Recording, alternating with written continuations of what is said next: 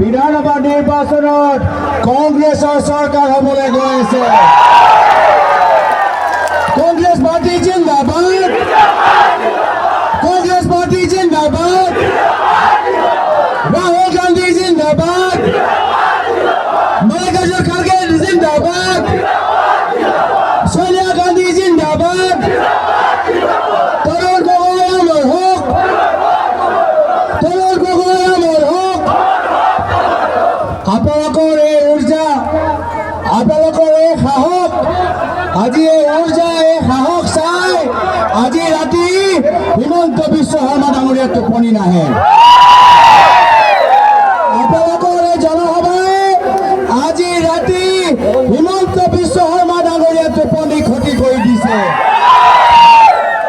আজি এই সভাৰ পৰা আমি হিমন্ত বিশ্ব শৰ্মা ডাঙৰীয়াক জনাবলৈ বিচাৰো, এয়া হ'ল অসম। এই অসমৰ ভিতৰত হিন্দু আৰু মুছলমান একগোট হৈ থাকিব। এই অসমৰ ভিতৰত অসমীয়া বঙালী একগোট হৈ থাকিব। এই অসমৰ ভিতৰত আমাৰ হিন্দী স্পিকিং ভাষে সংখ্যালঘু, ধৰ্মীয় সংখ্যালঘু এই ভাগ বিজেপিয়ে কৰিব নোৱাৰিব। যিদৰে প্ৰয়াত তৰুণ গগৈদেৱে আমাক সকলোৱে একত্ৰিত কৰি ৰাখিলে, পৰৱৰ্তী দিনত কংগ্ৰেছ চৰকাৰ আহিব। এইবাৰ যুঁজ হ'ব, এইবাৰ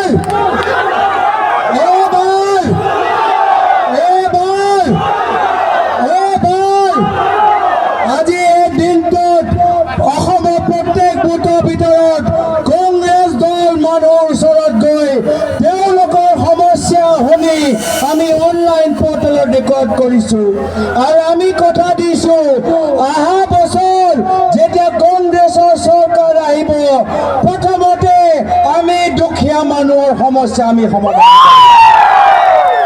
এই হ'ল কংগ্ৰেছ দলৰ পৰিচয়।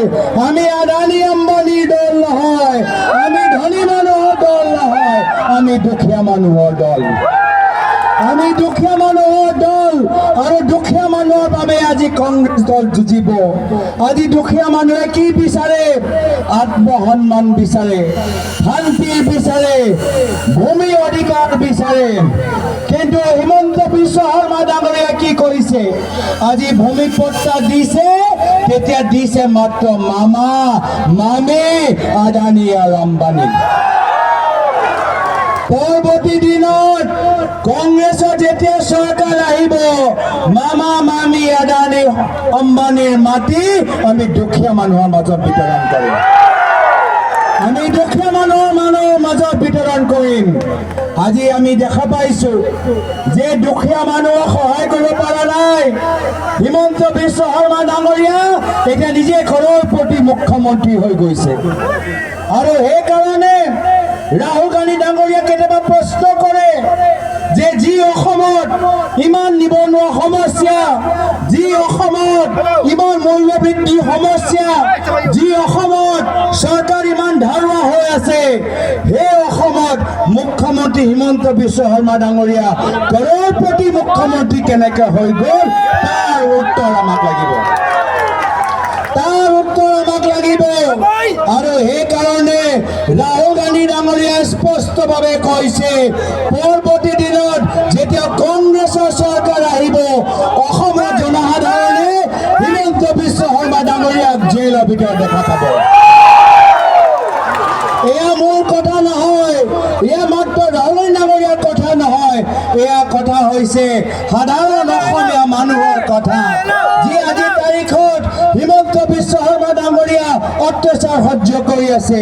সেই দুখীয়া মানুহৰ আজি এই দাবী, যি দুখীয়া মানুহৰ ঘৰ আজি হিমন্ত বিশ্ব শৰ্মা ডাঙৰীয়া উচ্ছেদ কৰিছে।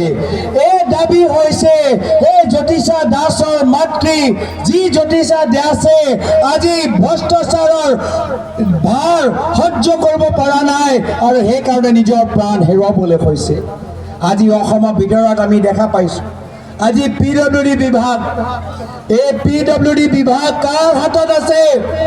এই PWD বিভাগৰ দায়িত্ব আজি হিমন্ত বিশ্ব শৰ্মা ডাঙৰীয়াৰ ওচৰত আছে। আৰু এই PWD বিভাগৰ ভিতৰত কি হৈছে? যে কিছু বিশেষ ঠিকাদাৰক সহায় কৰিবলৈ সৰু সৰু জুনিয়ৰ ইঞ্জিনিয়াৰৰ ওপৰত আজি তেওঁলোকৰ ওপৰত ইমান প্ৰেছাৰ দিছে, ইমান হেঁচা দিছে কি কাম অধুৰা হ'ব পাৰে, কাম নোহোৱা হ'ব পাৰে, কিন্তু 100% বিলৰ পেমেণ্ট ঠিকাদাৰক দিবই লাগিব। এয়া হৈছে বৰ্তমান PWD বিভাগৰ দায়িত্ব।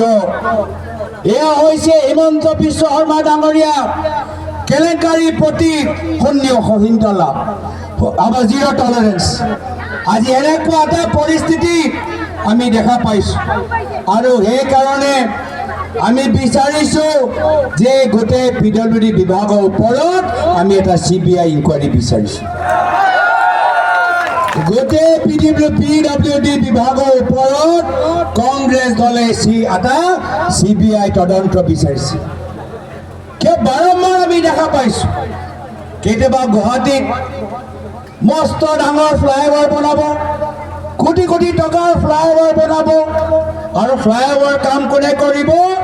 সেই একে 2-3জন ডাঙৰ ঠিকাদাৰে। সৰু ঠিকাদাৰৰ কাম নাই। আজি সৰু ঠিকাদাৰক বৰ্তমান চৰকাৰে কোনো কাম নিদিয়ে, তেওঁলোকৰ পেমেণ্টবোৰ পেণ্ডিং কৰি ৰাখে।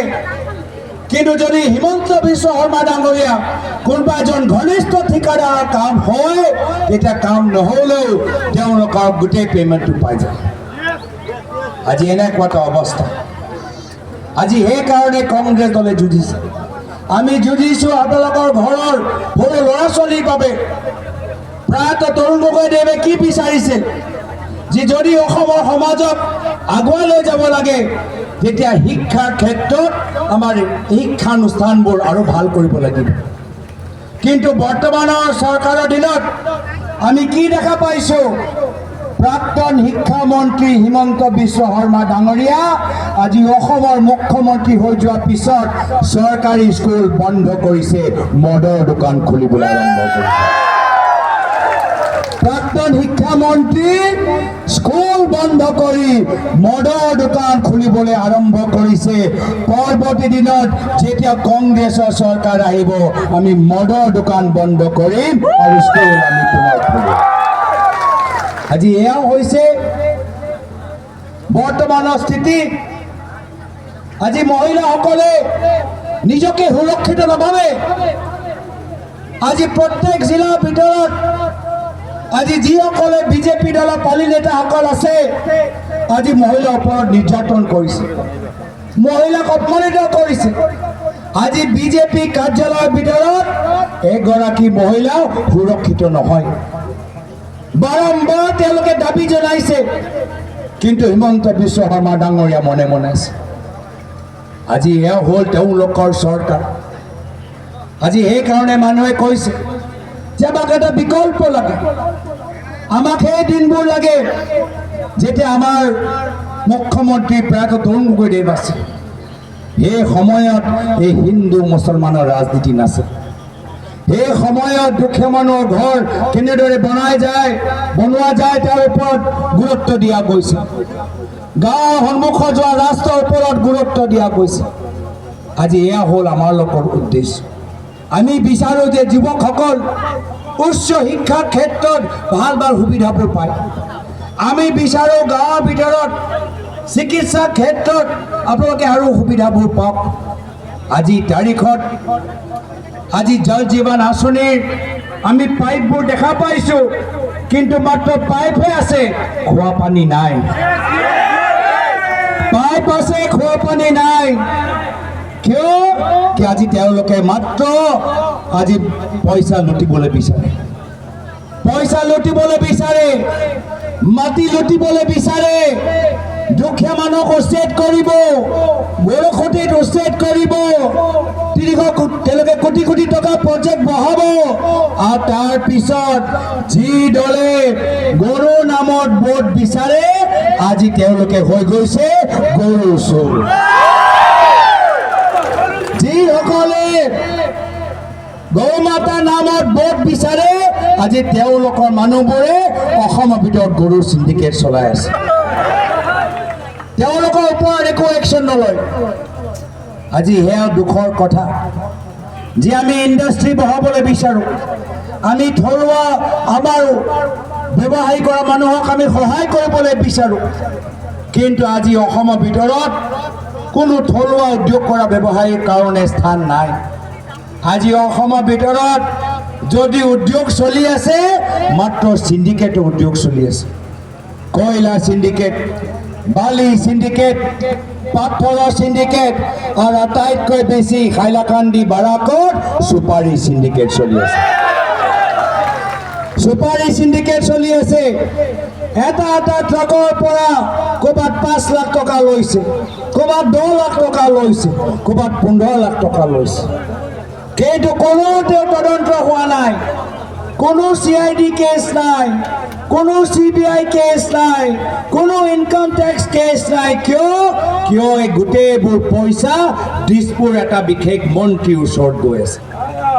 দিছপুৰত থকা ভিতৰত এজন বিশেষ মন্ত্ৰী ঘৰত আজি বাৰাকৰ কয়লা, বালি, সুপাৰী, শিলৰ সিন্ডিকেটৰ পইচাবোৰ গৈ আছে। আজি সিন্ডিকেটৰ ট্ৰাক বৰাকত ইমান চলি আছে যে আজি ৰাস্তা দলংবোৰ বেয়া হৈ গৈছে। আজি গেমনৰ দলং আজি বেয়া হৈ গৈছে। সেইদিনা ক'ৰবাত কোনটো দলং ভাঙি গ'ল যে, বাঙাৰপাৰা দলং, গেমন ব্ৰিজ, এনেকুৱা ঢেৰ উদাহৰণ যে আজি সিন্ডিকেটৰ বাবে আজি বাৰাকৰ অৱস্থা নাই। আজি আমি হাইলাকান্দি লৈ আহিছোঁ। হাইলাকান্দিৰ ভিতৰত বহুত কৰিবলগীয়া কাম আছে। এই হাইলাকান্দিয়ে জিলাই মহান মহান পুৰুষক জন্ম দিছে। প্ৰয়াত গৌৰীশংকৰ ৰায়, প্ৰয়াত সন্তোষ ৰায়, প্ৰয়াত আব্দুল মহিম মজুমদাৰ দেৱ, এনেধৰণৰ মহান মহান পুৰুষক এই হাইলাকান্দি জিলাই জন্ম দিছে। কিন্তু আজিৰ তাৰিখত গোটেই হাইলাকান্দি আজি য'ত 3টা সিট আছিল, এই বিজেপি চৰকাৰে আপোনালোকৰ ৰাজনৈতিক শক্তি বৃদ্ধি হোৱা নিবিচাৰে, সেইকাৰণে 3টা সিটৰ পৰা এটা সিট তেওঁলোকে কাঢ়ি লৈ গুচি গ'ল। এয়া হ'ল তেওঁলোকৰ উদ্দেশ্য, যে হাইলাকান্দি মানুহক দুৰ্বল ৰাখিবলৈ বিচাৰে, হাইলাকান্দি মানুহক দুখীয়া ৰাখিবলৈ বিচাৰে। কিন্তু আজি মই ইয়াত আহিছোঁ আৰু আপোনালোকৰ মাজত আজি কথা কওঁতে মই আজি সাহস পাইছোঁ। আৰু আজি এই সভাৰ পৰা আমি ক'ব পাৰোঁ যে অহা বছৰ বিধানসভা নিৰ্বাচনত 2টা সিট কংগ্ৰেছ দলে দখল কৰিব, 2টা সিট কংগ্ৰেছ দলে দখল কৰিব। কিন্তু তাৰ বাবে আমাক কষ্ট কৰিব লাগিব। হাতত বেছি সময় নাই, মাত্ৰ 8-9 মাহ। এই 8-9 মাহ দিনে ৰাতি আমাক কষ্ট কৰিব লাগিব। য'ত ভাল আছে তাত আৰু ভাল কৰিব লাগিব, কিন্তু সময় তাত বেছি দিব লাগিব য'ত অৱস্থা ইমান ভাল নহয়। য'ত সংগঠন ভাল আছে তাত সেই সংগঠনত আৰু বহল কৰিব লাগিব, কিন্তু বেছি জোৰ তাত দিব লাগিব য'ত সংগঠন অলপ কম। আৰু সেইকাৰণে আজি আমাক প্ৰদেশ কংগ্ৰেছৰ ফালৰ পৰা যিমান কষ্ট কৰিব লাগে আমি কষ্ট কৰিবলৈ প্ৰস্তুত। সংগঠনটো যিমান শক্তিশালী কৰিব লাগে আমি কষ্ট, ত্যাগ আৰু বলিদান কৰিবলৈ আমি প্ৰস্তুত। আপোনালোকে এই বাৰাক অঞ্চলত, এই হাইলাকান্দি জিলাত আপোনালোকে স্থানীয় বিজেপিৰ লগত যুঁজি থাকক। দিছপুৰত মই হিমন্ত বিশ্ব শৰ্মা ডাঙৰীয়াৰ লগত যুঁজিম। আপোনালোকে ইয়াত যুঁজক, দিছপুৰত হিমন্ত বিশ্ব শৰ্মা ডাঙৰীয়াৰ লগত আমি যুঁজিম আৰু আমি জিকিম। সেইকাৰণে আজি আপোনালোকৰ মাজত আহিছোঁ। আশা কৰোঁ যে আজি এই সভাৰ পিছত আমি নিজৰ দায়িত্ব যে পাহৰি নাযাওঁ। আমি নিজৰ দলটোক আৰু বহল কৰিব লাগিব, মহিলাসকলৰ সংখ্যা বৃদ্ধি কৰিব লাগিব, নৱপ্ৰজন্মৰ যুৱকসকলৰ সংখ্যা বৃদ্ধি কৰিব লাগিব, পুৰণা মানুহবোৰ ঘূৰাই আনিব লাগিব, নতুন মানুহবোৰ যোগ কৰিব লাগিব। আমি কংগ্ৰেছ দল যদিও আমাৰ আদৰ্শ পুৰণি, এটা নতুন প্ৰগতিশীল চিন্তাৰে আমি ৰাইজৰ মাজত থাকিবলৈ বিচাৰোঁ। যিদৰে 15 বছৰ প্ৰয়াত তৰুণ গগৈদেৱ সহজ সৰলভাৱে ৰাইজক সেৱা কৰি গ'ল, আগন্তুক দিনত আমি ৰাইজক সেৱা কৰিবলৈ বিচাৰিছোঁ। আৰু সেইকাৰণে আজি এই সভাৰ পৰা আমি যথেষ্ট সাহস পাম। আৰু আমিও আশা কৰোঁ যে এইখন সভা চাই আপোনালোকেও গম পাব যে কংগ্ৰেছ দল আহি আছে। সেইকাৰণে আজি এই সভা আয়োজন কৰিবলৈ আমাৰ স্থানীয় মানুহে যথেষ্ট কষ্ট কৰিছে, মণ্ডলবোৰে যথেষ্ট কষ্ট কৰিছে, ব্লকবোৰে যথেষ্ট কষ্ট কৰিছে। কিন্তু পৰৱৰ্তী দিনত মই এবাৰ আহিম মাত্ৰ যুৱকসকলৰ সভাৰ বাবে। মই এটা সভাত মাত্ৰ যুৱকসকলক দেখিবলৈ বিচাৰোঁ। আকৌ ভৱিষ্যত আহিম এটা সভাত মাত্ৰ মহিলাসকলক মই দেখিবলৈ বিচাৰোঁ। আকৌ আমি আহিম আৰু আমাৰ এই টাউনৰ মাত্ৰ বয়োজ্যেষ্ঠসকলৰ লগত আমি বহুত মত বিনিময় কৰিবলৈ বিচাৰোঁ। যিদৰে বহুত মৰম প্ৰয়াত তৰুণ গগৈদেৱে কৰিছিল, বৰাকৰ অঞ্চলৰ বাবে বিশেষ পেকেজৰ ঘোষণা কৰিছিল। আমি একে আদৰ্শ লৈ আমি বৰাকৰ ৰাইজক আগন্তুক দিনত আমি মৰম কৰিবলৈ বিচাৰোঁ। কিমানবোৰ সমস্যা আছে, আজিও ডিভোটৰ সমস্যা ডাঙৰ সমস্যা। প্ৰয়াত তৰুণ গগৈদেৱে সদায় কৈছিল যে আমি ডিভোটৰ সমস্যা সমাধান কৰিব লাগিব। ভোটৰ তালিকাত আজি বহুত মানুহে ভোট দিছে, তেওঁলোকৰ সাংবিধানিক অধিকাৰ আমি সুৰক্ষিত কৰি ৰাখিব লাগিব। কিন্তু আজিৰ তাৰিখত বিজেপি দলে কি কৰিছে? যিসকলে বিজেপিৰ বিৰুদ্ধে ভোট দিয়ে আজি তেওঁলোকৰ নাম ভোটৰ লিষ্টৰ পৰা কৰ্তন কৰিবলৈ বিচাৰিছে। আজি এয়া হৈছে তেওঁলোকৰ উদ্দেশ্য। আজি বিহাৰৰ ভিতৰত কি কৰিছে তেওঁলোকে? যে যিসকলে বিজেপিক ভাল নাপায় ভোটৰ তালিকাৰ পৰা তেওঁলোকৰ নাম কৰ্তন কৰিবলৈ বিচাৰিছে। সেইকাৰণে আমি সকলোৱে সতৰ্ক হ'ব লাগিব, আমি সকলোৱে সজাগ হ'ব লাগিব। আজিৰ পৰাই আমাৰ নিজৰ নাম ভোটৰ তালিকাত থাকক, তাৰ বাবে নিজৰ ভোটাৰ তালিকাৰ দায়িত্ব ল'ব লাগিব। আমি যদি সকলোৱে নিজৰ ভোটাৰ তালিকাৰ পৃষ্ঠাৰ দায়িত্ব লওঁ, তেতিয়া আমি পৰৱৰ্তী দিনত নিজৰ ভোটাৰ তালিকাৰ ভিতৰত নিজৰ অধিকাৰ আমি সুৰক্ষিত ৰাখিব পাৰিম। আৰু কংগ্ৰেছ দলে সহায় কৰিব। কংগ্ৰেছ দল আগন্তুক দিনত প্ৰত্যেক জিলাত প্ৰত্যেক ব্লকৰ ভিতৰত আমাৰ ভোটাৰসকলক সজাগ কৰিবলৈ এটা শিবিৰ পাতিব।